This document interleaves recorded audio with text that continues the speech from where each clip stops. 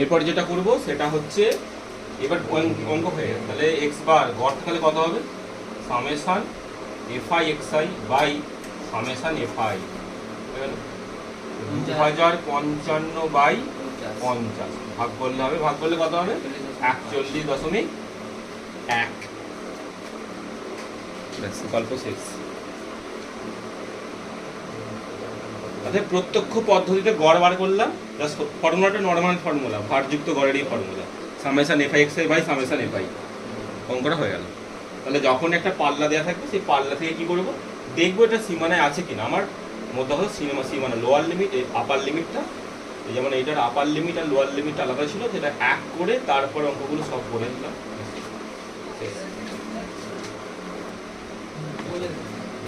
এরপর আমরা একই অঙ্ক দিয়ে কল্পিত গড় পদ্ধতিটা আলোচনা করব। এটা যেমন অঙ্কটা ছিল সেটা একই ব্যাপার, এই অবধি স্টেপ আমাকে করতেই হবে।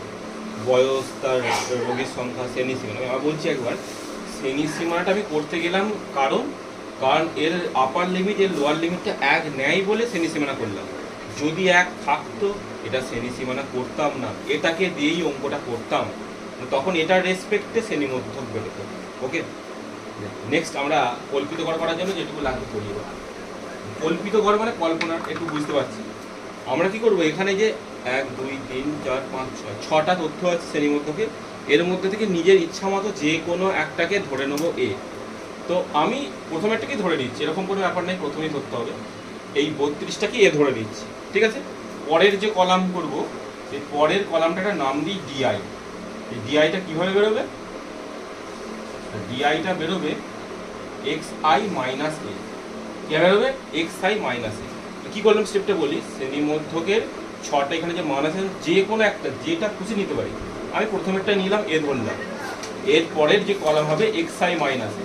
তাহলে লেখা শুরু করি, কীভাবে লিখবে।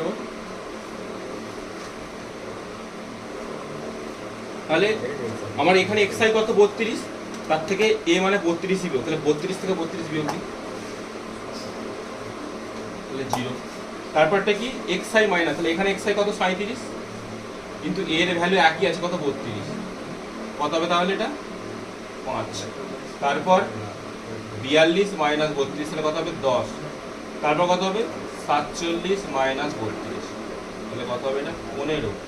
নেক্সট 52 মাইনাস 32, তাহলে কত হচ্ছে 20। নেক্সট 57 মাইনাস 32, তাহলে কত হবে। এই হলো অঙ্ক। তাহলে কি করলাম, এক্স আই থেকে প্রত্যেকটা মান থেকে যে কোনো যেটাকে এ ধরেছি সেটা বিয়োগ করলাম, করে রেজাল্টগুলো বার করলাম, ঠিক আছে। এরপর লাস্ট যে স্টেপ সেটা হচ্ছে কি,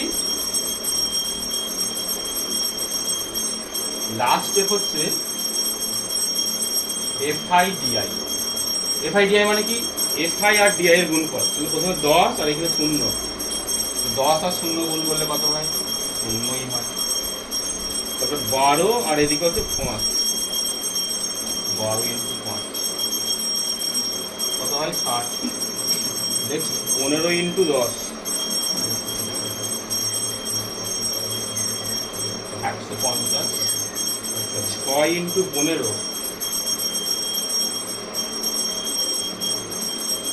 90। তারপরে 4 গুণ 20 80 হয়। আর 3 গুণ 25 তাহলে হয় কত 75। আর এক বলছি সিস্টেমটা। এরপরে কলাম করেছি এফআই ডিআই, মানে এফ এর সঙ্গে ডি এর গুণফলগুলো বলবো, 10 এর সঙ্গে 0 যে বরাবর আছে সে বরাবরই গুণটা হবে। 12 5 15 10 6 15 ইত্যাদি হয়ে গেল। এরপরে কাজ সামেশান এফআইডিআই বার করা, সামেশান এফআইডিআই। আগের মতোই প্রত্যেকটা এখানে এফআইডিআই এর ভ্যালু যোগ করবো, আর এখানেও তাই সামেশান এফআই। সামেশান এফআইডি জানি আগেবারে করলাম, কত হলো 50। আর এফআইডিআই কত হচ্ছে যোগ করলে 5।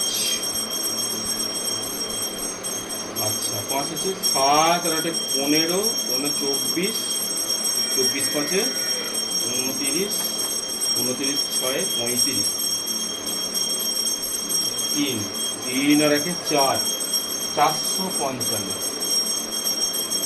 তাহলে গড় গড় কত হবে? কল্পিত গড়, কল্পিত গড় লেখার নিয়মটা হচ্ছে আমার এখানে এটা আমি বাদ দিয়েছি, যেটা বাদ দিই সেটা আবার যোগ করি, তাহলে হবে a plus summation f i d i by summation f i, কি a plus summation f i d i by summation f I.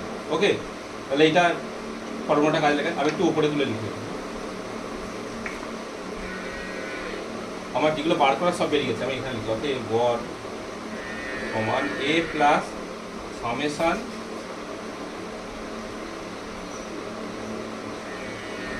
F i d i by summation f i. তাহলে এ মানে কত ধরেছিলাম? 32, 32 যোগ 455 বাই 50, 32 যোগটা করলে কত হয়? 5 9 45, 5 আছে 5, 9.1। যোগ করি, 32 নয় কত যোগ করলে হয়? 41, 41.1। আগের উত্তরটাও যেটা করেছিলাম প্রত্যেক এক উত্তর পেয়েছিল 41.1। তাহলে এক্স বার সমান 41.1। ব্যাস, উত্তর মিলে গেল, হয়ে গেল। কল্পিত গড় পদ্ধতিতে গড় নির্ণয়, এটাও শিখে গেলাম আমরা। ঠিক আছে।